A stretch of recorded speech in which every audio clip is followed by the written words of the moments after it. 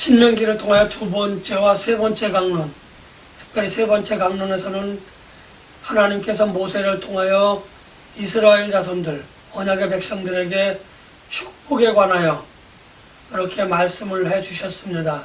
그리고 또 율법을 준행하라라고 하는, 하나님의 말씀을 잘 준행하라라고 하는 권면을 모두 다 마친 모세는 이제 느보산 산 꼭대기로, 느보산에 있는 어떤 봉우리의 꼭대기로 향하게 되어집니다.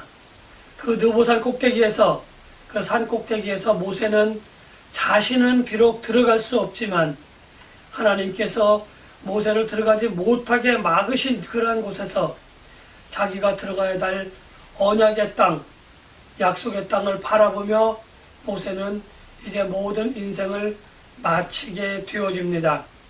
하나님께서 마지막 은혜를 베푸시는 느보산 꼭대기, 그곳에서 모세는 하나님께서 언약의 백성들에게 주시고자 했던 그 땅을 바라보며 아마도 한편으로는 벅찬 감정을 가졌고 한편으로는 아쉬운 마음을 가지고 있었을 것이다, 이렇게 생각을 해봅니다.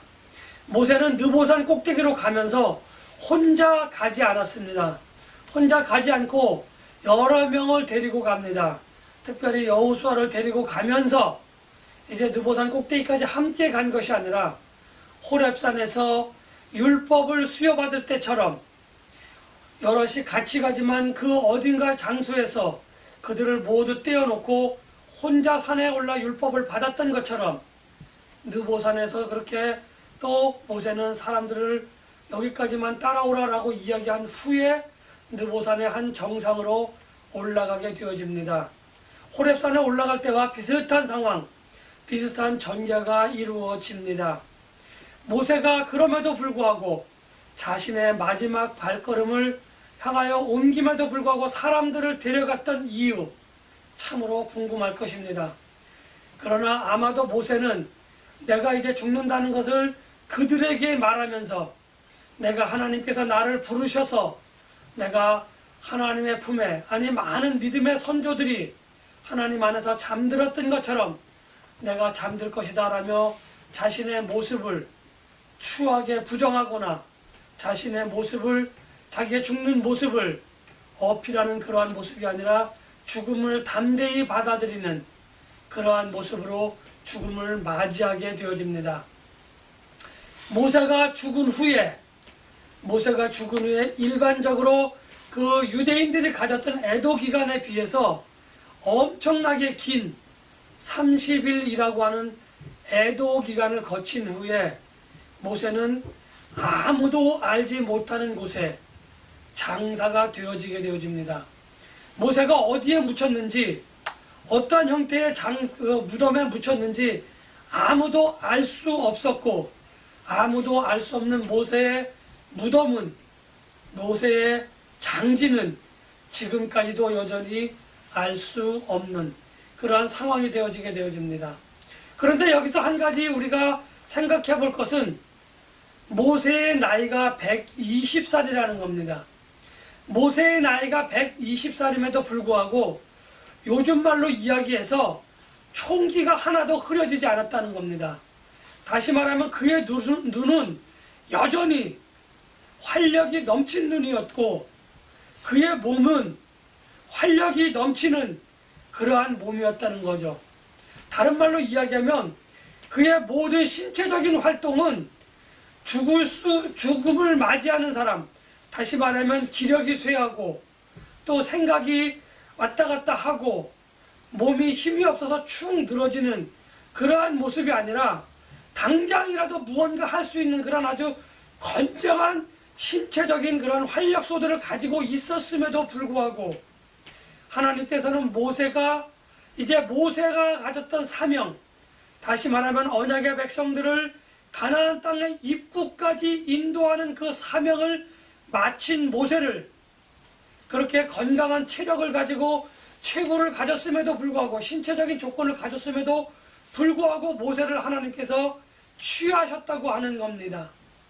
그리고 모세를 장사를 지내게 되어졌는데 모세는 느보산 꼭대기에서 가나안 땅을 바라보고 그리고 아마도 내려와서 여호수아를 안수하지 않았겠나 이렇게 생각을 해봅니다.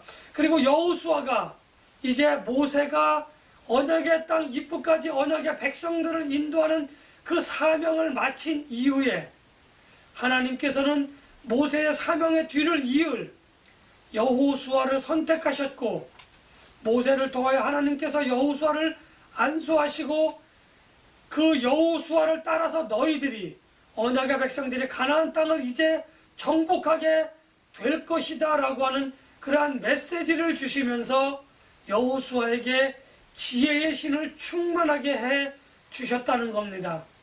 지혜의 신을 충만하게 해 주셨다고 하는 것은 하나님께서 모세의 뒤를 이을 사역자, 모세의 사역은 여기서 마무리가 되어졌고, 그 뒤에 사역을 감당할 사람으로 여호수아가 적합하고 적당한 사람이라고 하는 인증을 해 주셨다는 겁니다. 이제 이 신명기 34장에서 중요한 부분이 바로 이 부분입니다. 우리가 일반적으로 하나님의 사역이 태초 이래 지금까지, 그리고 지금 이후로 예수 그리스도께서 재림하시는 그날까지 구원을 위한 구속사적인 사역은 하나님이 계속해서 이끌어 나아가시는데, 어떤 사람에게는 거기까지의 사역을 주셨고, 또 다른 사람에게는 그 이후의 사역을 맡기시는 그러한 하나님이심을 우리가 알아야 합니다. 아무리 그 사람이 능력이 있고 아무리 그 사람이 잘할 수 있다고 하더라도, 아니 앞으로도 그 일을 그 사람이 잘할 수 있는 조건과 여건을 가지고 있다고 할지라도 하나님께서는 그 사람을 거기까지만 사용하신다는 겁니다. 그리고 그 이후로부터는 하나님께서 다른 사람을 불러서 하나님의 사역을 맡기시고 그 사람을 통해서 그 사역을 이어나가신다고 하는 겁니다. 실제로 교회 안에는 많은 사람들의 사역자가 있습니다. 대표적인 사역자가 담임 목사이고, 또는 부목사님, 전도사님들, 장로님들, 권사님들, 그리고 각 작은 모임들의 사역자들이 참으로 여러 명들이 있습니다.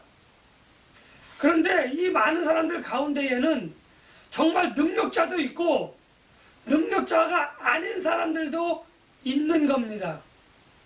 그런데 우리가 사람들이 볼 때는 능력자들이 계속 있어지고 계속 사역을 맡음으로 인해서 우리의 교회가, 그 교회가 좀 더 잘 유지되어지고 발전하고 부흥되어져 나아갈 것 같지만, 하나님께서는 A라고 하는 능력자를 거기까지만 세워서 거기까지만 사용하시고, 또 다른 사역자를 세우시는데 그 사람이 능력자가 될 수도 있고 우리가 볼 때 능력자가 아닌 사람일 수도 있습니다. 그러나 하나님께서 그 사람을 거기에 부르신 이유는,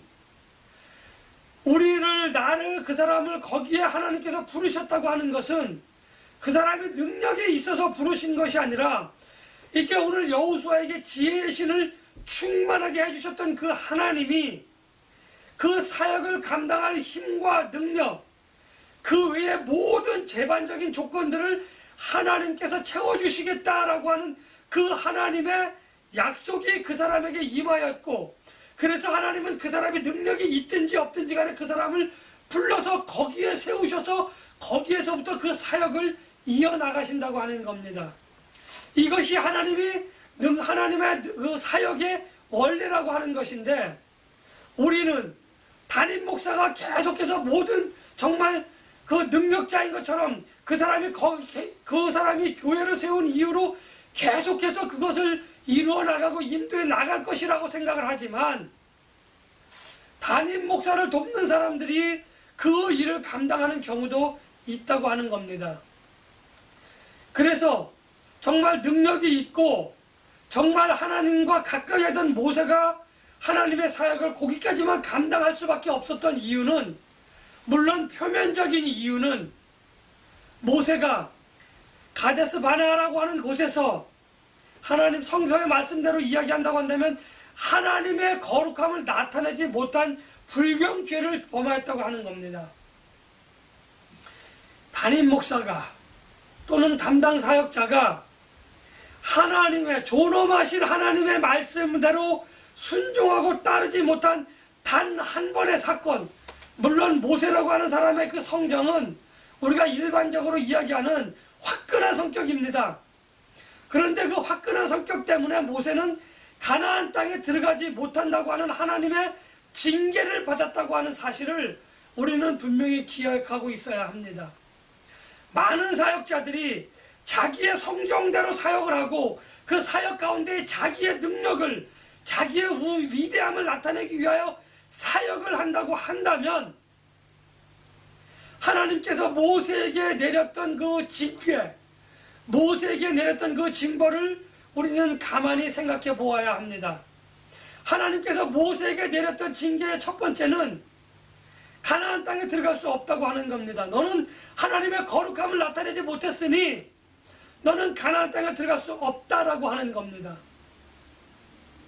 그리고 두 번째 징계는 모세가 그렇게 건장한 신체적인 조건을 가졌음에도 불구하고 하나님께서는 모세의 생명을 취하신다고 하는 겁니다. 너는 이제 차라리 하나님께서 너는 여기 모압 평야에 남아 있어라. 여호수아가 다른 사람들을 데리고 가나안 땅에 들어갈 것이다 라고 이야기하셔도 됨에도 불구하고 하나님께서는 모세를, 그 건강한 신체적인 조건을 가진 모세를 죽음으로 그 징계를 내리셨다고 하는 겁니다. 그런데 모세의 죽음은 죽음으로 끝난 것이 아니에요. 그가 어딘가에 장사가 되어졌는데 애도기간 30일이 끝난 이후에 모세가 어디에 묻혔는지 사람들은 알 수 없었다는 겁니다. 정말 모세가 위대한 사역자임에도 불구하고 모세가 예수 그리스도의 모형인 모세가 언약의 백성들에게 왕으로서, 제사장으로서, 선지자로서의 역할을 그렇게 감당한 모세, 그렇게 위대한 모세가 죽었음에도 불구하고 애도기간이 끝난 이후에 아무도 모세를 찾아갈 수 없었고 아무도 모세를 기억하지 못하게 하는 그 하나님의 징계의 세 번째가 거기에 나타났다고 하는 겁니다. 우리가 하나님의 사역을 감당하면서 나를 나타내기 위하여 얼마나 많은 사람들이 노력하는지 모릅니다. 오늘 모세에게 내려진 그 징계, 그 징벌을 우리는 이 부분에 있어서 가만히 생각해 보아야 합니다. 모세, 그러면 우리는 그 모세가 얼마나 위대한 믿음의 선조인지, 우리가 따라야 할 선조인지 잘 우리는 기억하고 잘 알고 있습니다. 그럼에도 불구하고 하나님께서는 모세를 아무도 기억하지 못하고 아무도 숭배하지 못하도록, 아무도 모세를 숭배하지 못하도록 그렇게 하시는 엄청난 징계를 내리셨다는 겁니다. 우리가 교회의 발전에 이바지한 사람, 교회의 부흥에 이바지한 사람, 많은 봉사와 많은 헌금, 그리고 교회를 설립하여서 장기간 동안 모세를 운영했던 그 목사님들, 그 뒤를 이었던 또 다른 목사님들, 많은 사람들이 그들을 기억해 주기를 원합니다. 많은 사람들이 그들을 기억하기 위하여 교회의 역사에 기록을 해 놓습니다. 그런데 단 한 번의 실수가 있다고 하더라도 하나님께서는 그 가혹한 징벌을 내리시는, 그 징계를 내리시는 그 장면을 오늘 우리는 신명기 34장을 통해서 분명하게 볼 수 있습니다. 교회를 설립한 목사님 2대, 3대, 4대, 5대, 물론 거기에는 그 시즈 멤버십, 다시 말하면 그 교회를 설립할 때에 같이 있었던 그러한 교인들, 창립 멤버들, 또 교회를 부흥 발전시켰던 멤버들, 또 많은 그러한 사역자들이 있습니다. 그들이 만일 자기의 실수로 인하여, 나 자신의 실수로 인하여 하나님의 거룩함을 나타내지 못했다고 한다면 그 사람은 숨을 거두는 그 시간 이후로부터는 하나님께서 사람들의 뇌리에서, 사람들의 생각에서 그 사람을 지워버리는 그러한 징계를 받을 수 있다고 하는 것을 우리는 기억을 해야 합니다. 모세가 죽었는지 살았는지 우리는 알 수 없습니다. 모세가 어떻게 되어졌는지 그 이유는 우리는 알 수 없습니다. 그러나 대략 1500년이 지난 이후에 우리가 모세의 행적을 살펴볼 수 있는 부분이 하나 있는데, 바로 유다서에 보면은 천사장 미가엘과 사탄이 모세의 시신을 두고 다투는 장면이 기록되어져 있습니다. 하나님께서는 천사장 미가엘을 보내셔서 사탄과 모세의 시신을 두고 다투는데, 많은 신학자들이 아마도 모세는 장사 지낸 지 얼마 안 되어져서 부활했을 것이다. 그리고 그는 죽음을 맛보지 않은 상태로 하나님의 나라에 들어갔을 것이다. 이렇게 예상하고 판단하고 있습니다. 그렇게 판단하고 예상하는 이유 중에 하나가, 변화산에서 예수님이 땀방울이 핏방울이 되도록 기도하던 가운데에 모세와 엘리야를 만나는 장면이 나옵니다. 모세와 엘리야를 만나는 장면이 죽어있는 사람이 아니라 살아있는 엘리야를 만났던 겁니다. 마찬가지로 모세 역시도 죽은 이후에 부활하여 살아서, 그렇게 예수님처럼 그렇게 죽었다가 살아서 하나님의 품에 안긴 것이 아니냐라고 하는 추측을 가능하게 합니다. 그러한 뉘앙스를 풍기기는 합니다. 그러나 그것은 어디까지나 추측된 추론일 뿐, 대부분의 학설로 받아들여지는 것은 언약의 백성들이 모세의 무덤을 찾아서 그곳에서 모세를 기리며 모세를 숭배하고 숭상할까봐, 다시 말하면 우상 숭배하듯이 모세를 숭상할까봐 하나님께서 모세의 시신을 아무도 알지 못하는 곳에 꼭꼭 숨겨 놓으셨다라고 하는 학설이 정설로 받아들여지고 있다고 하는 겁니다. 이것을 저는 말씀을 드리려고 하는 것이 아니라 모세의 사역과 모세의 징벌에 관해서 저는 여러분들에게 말씀을 드리고 싶습니다. 오늘 설교의 제목이 아무도 알 수 없다라고 하는 겁니다. 우리는 하나님 앞에서 이름도 없이 빛도 없이 남김도 없이 하나님의 사역을 위하여 그렇게 부름을 받았고, 그것을 내가 감당한 그것은 내 힘과 내 지혜와 내 능력이 아니라, 오늘 여호수아에게 하나님께서 지혜의 신을 충만하게 주셨던 것 같이 나에게 하나님께서 지혜의 신을 주셔서 그 지혜의 신으로 말미암아 나에게 능력을 주시고 나를 돕는 사람들을 붙여주셔서 내가 하나님의 사역을 기꺼이 감당할 수 있었다라고 하는 믿음의 고백이 아니라, 하나님께서 주신 그 능력으로 말미암아 감당했다고 하는 것이 아니라, 내가 무언가 했더니 그것이 하나님의 뜻에 부합해서 그 사람들이 나를 도왔다라고 하는 나 중심의 사역이 되어진다고 한다면, 그는 하나님으로부터 징벌을 받을 것이라고 하는 겁니다. 하나님으로부터 잊혀지는 징계를 받아서, 징벌을 받아서 정말 세상 사람들에게 잊혀져 버리는 그러한 사역을 할 것이라고 하는 것입니다. 우리가 한국 교회에서만 예를 들 때에 많은 믿음의 선진들, 많은 목사님들이 세상에서 하나님의 사역을 감당하다가 그들은 인생이 맞춰진 것들을 기억합니다. 그 많은 사람들 가운데에 아주 유명한 목사님들도 많이 있습니다. 그런데 많은 목사님들 가운데에, 그 유명했다고 하는 그 목사님들 가운데에 아무도 거론되지 않는 목사님들이 있습니다. 제가 요즘에 가끔 듣는 목사님의 설교가 있는데 이미 고인이 되신 목사님입니다. 우연치 않게 말씀을 탐색하다가 듣는 목사님의 설교가 어떤 목사님이냐면 바로 옥하는 목사님이라고 하는 분입니다. 가끔 그 목사님의 설교를 일부러 찾아 듣지 않아도 어떤 그 알고리즘에 의해서 옥하는 목사님의 설교를 어떤 그 편집되어져서 중요한 부분들만 듣게 되는 경우도 있고 전체적인 설교를 듣게 되는 경우도 있는데 정말 주옥과 같은 말씀입니다. 그런데 많은 목사님들, 그 외에도 많은 목사님들이 있는데 다른 목사님들의 설교는 귀에 잘 들어오지 않습니다. 제 믿음의 어떤 그런 그 성향과 달라서 그럴 수도 있겠지만 그 이름 석자만으로도 저에게 감동을 주시는 목사님이 있다고 한다면 저는 옥하는 목사님을 들을 수 있습니다.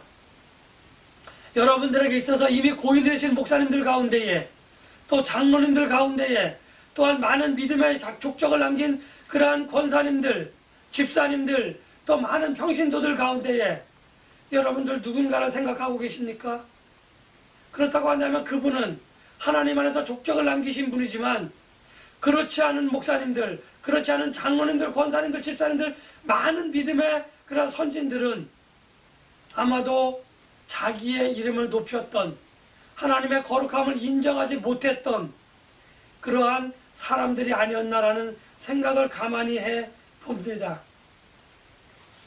과연 여러분들은 어떠한 사역을 지금까지 감당해 왔습니까?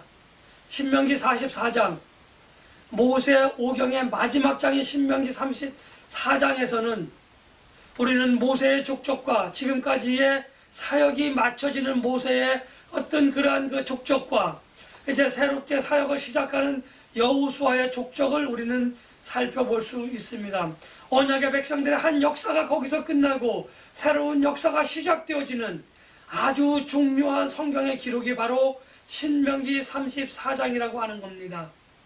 여러분들 지금까지 교회의 족적, 아니 나의 믿음의 족적을 지금까지 가만히 살펴보면서 한 매듭을 짓는 이 시간, 과연 나의 믿음의 족적은 누가 기억해 줄까?